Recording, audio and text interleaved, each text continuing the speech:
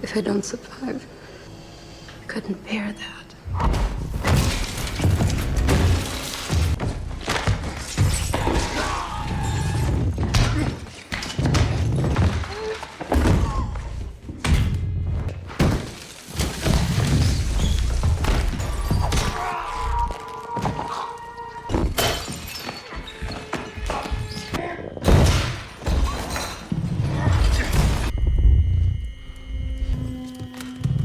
You know, most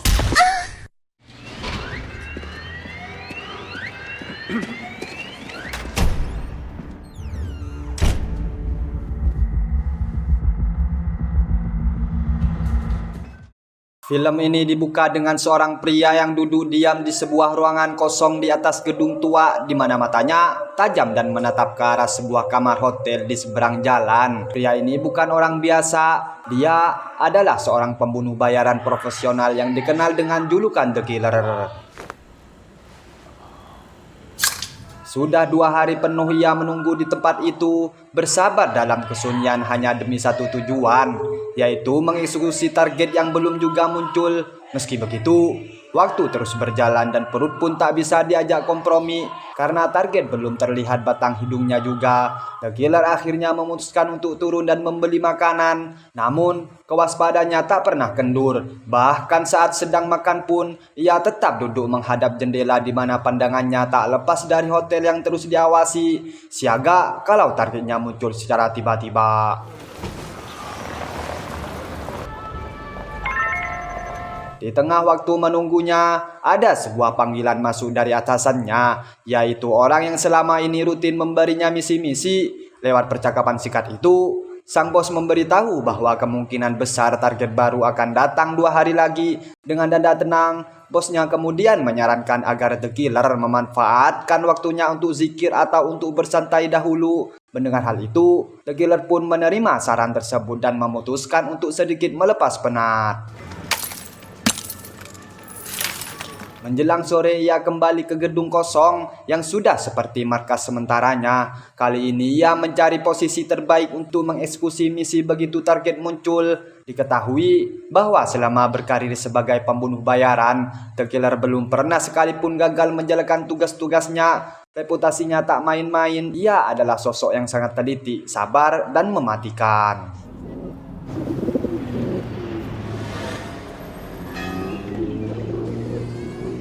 Malam harinya, The Killer memutuskan untuk berolahraga ringan lalu tidur sejenak. Singkat cerita, 2 hari kemudian diperlihatkan para pekerja hotel yang sedang mempersiapkan kamar untuk target.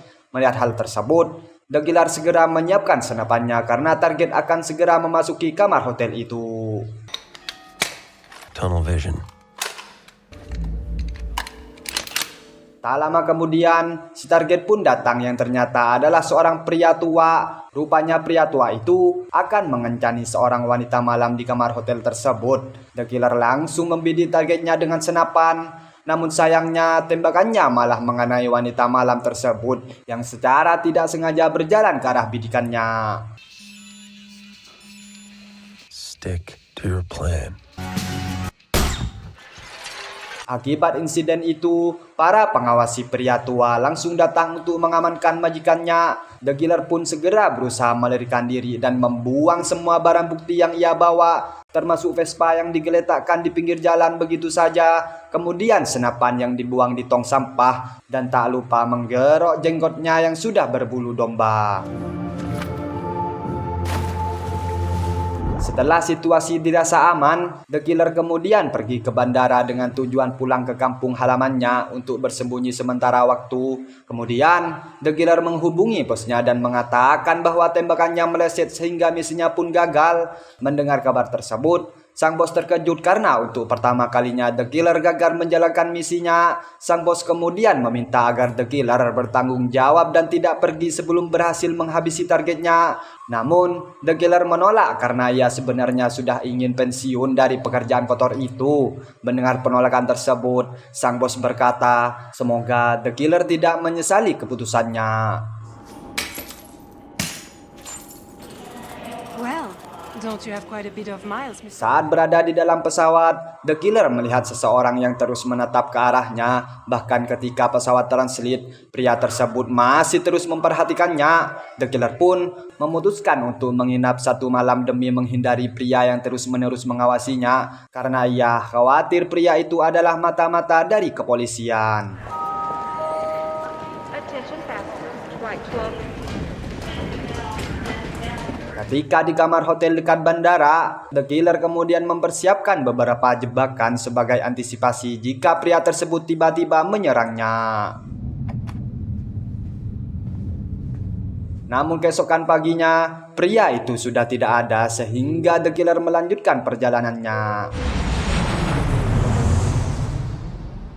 Singkat cerita, The Killer pun tiba di Republik Dominika, di mana itu negara tempat ia dilahirkan sekaligus lokasi persembunyiannya.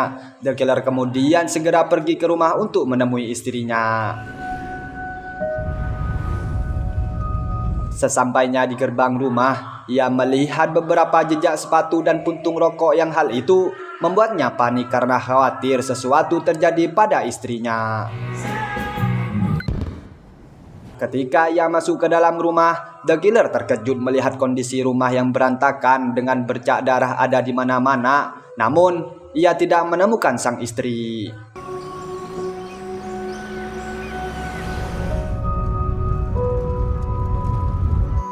The Killer pun kemudian memutuskan untuk pergi ke rumah sakit terdekat. Dan benar saja teman-teman, istrinya sedang koma dan dijaga oleh kakaknya. Di sana The Killer menanyakan kepada kakak iparnya tentang apa yang sebenarnya terjadi.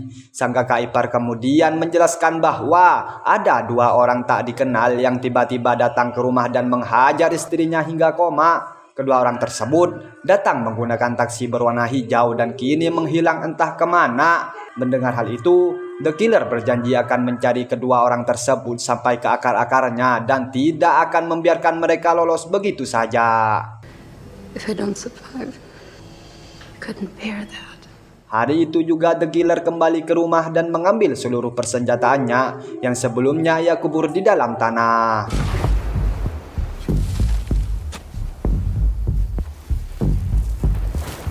Keesokan harinya ia mendatangi terminal taksi untuk mencari taksi berwarna hijau. Namun karena jumlahnya cukup banyak, The Killer akhirnya menjadi bingung. Ia pun memutuskan untuk menemui bos dari perusahaan taksi hijau tersebut dan langsung menodongkan senjata, meminta ditunjukkan rute seluruh taksi hijau pada hari kejadian.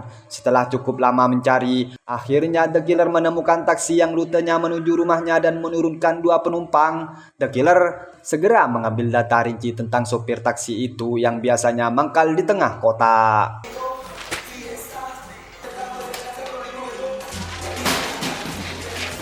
Keesokan harinya, The Killer menemukan taksi hijau yang dimaksud dan berpura-pura menjadi penumpangnya. Di tengah perjalanan, ia langsung menodongkan pistol kepada supir taksi dan menanyakan siapa dua orang yang telah diantar ke rumahnya. Sopir taksi kemudian bersumpah tidak mengenal mereka karena tugasnya hanya mengantar penumpang. Namun ia memberikan ciri-ciri mereka di mana satu pria bertubuh besar dan satu wanita kurus berambut putih. Setelah mendapatkan informasi itu, The Killer langsung membunuh sopir tak berdosa tersebut. Oh shit, man. I don't know who they are. Don't want to know who you are either. I walk back. Beberapa jam kemudian, The Killer pergi ke bandara untuk terbang ke New Orleans dan kemudian menemui bosnya. Ia mencurigai bahwa dua orang yang menghajar istrinya adalah suruhan sang bos karena sang bos pernah mengancamnya pada saat dia mengatakan bahwa dirinya ingin pensiun. Sesampainya di sana, The Killer kemudian menyewa Pen untuk menyamar sebagai teknisi AC agar bisa menyusup ke ruangan bosnya. Keesokan harinya, setelah semua persiapan matang, The Killer menyamar dan dengan mudah masuk ke ruangan tersebut. Ia kemudian menurunkan ajudan sang bos yang bernama Ana, lalu memaksanya mengikat tangan sang bos ke kursi. Setelah itu, ia juga mengikat Ana dan menyekapnya di kamar mandi.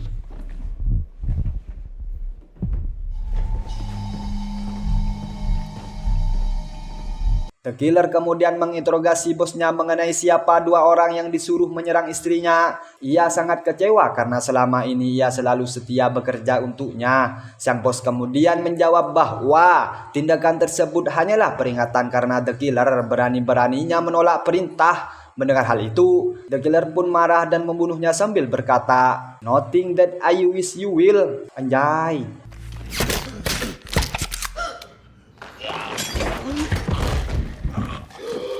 Setelah itu, ia mendatangi Anna yang memohon agar dibunuh dengan cara seolah kecelakaan agar asuransi untuk anaknya bisa cair. Sebagai imbalan, Anna bersedia memberikan identitas dan alamat 2 orang yang menghajar istri The Killer serta data klien yang memesan pembunuhan pria tua di awal film. The Killer kemudian menyetujui permintaan itu dan langsung pergi bersama Anna ke rumahnya untuk mengambil semua data yang dibutuhkan. Setelah itu, Anna dibunuh dengan cara dibuat seolah jatuh dari tangga agar asuransinya bisa cair untuk sang anak.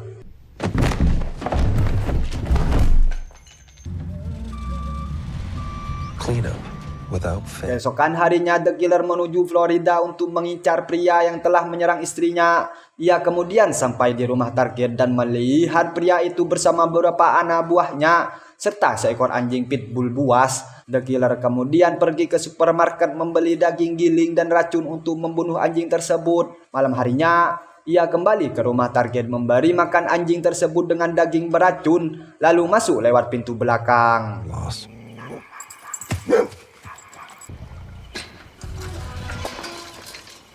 Baru beberapa langkah masuk, ia diserang target hingga terjadilah pertarungan sengit. Need to fight.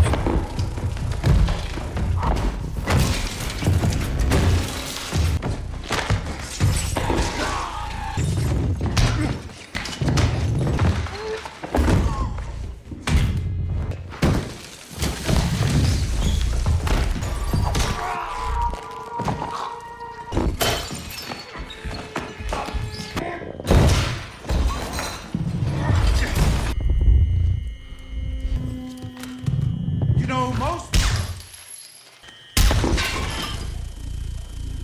Ia sempat dikejar oleh pitbull lain, namun berhasil menghindar dan meledakkan rumah target.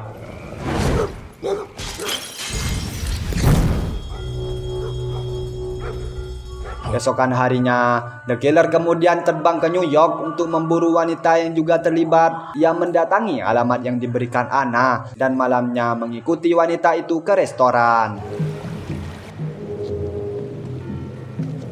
Wanita tersebut kemudian ketakutan dan sempat mengajak makan terlebih dahulu. Namun, The Killer menolak karena khawatir diracuni. Oh, that was quick. You won't imbibe either. Christ.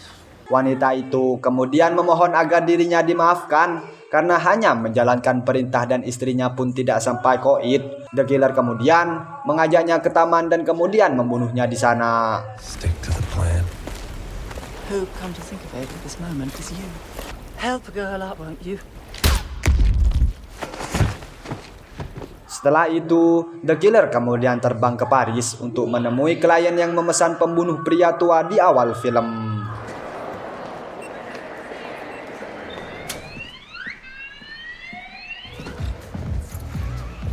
Ia mengawasi klien tersebut dan memfoto kunci apartemennya lalu membuat duplikatnya.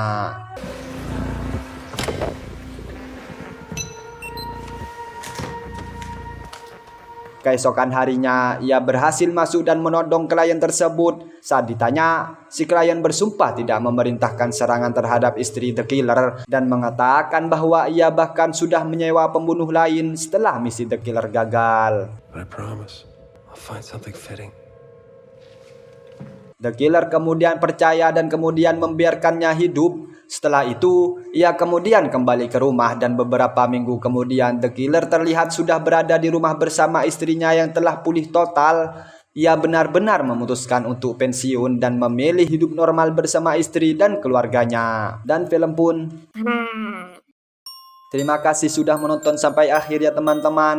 Kalau masih ada kekurangan dari saya tolong maklumi ya, karena saya masih baru masuk dalam peralur filman ini. Jadi ya agak canggung-canggung gimana gitu. Kalau ada saran yang mau disampaikan ya tulis di kolom komentar lah ya. Saya dari Fahri Movie ingin mau rebahan dulu. Karena dari kemarin saya masih belum bobo. Aduh, karena diajak Ayang jalan-jalan begitu guys. Ya mau gimana lagi sianya. Yang penting sama Ayang apapun saya korbankan lah ya. Aduh, aing mah.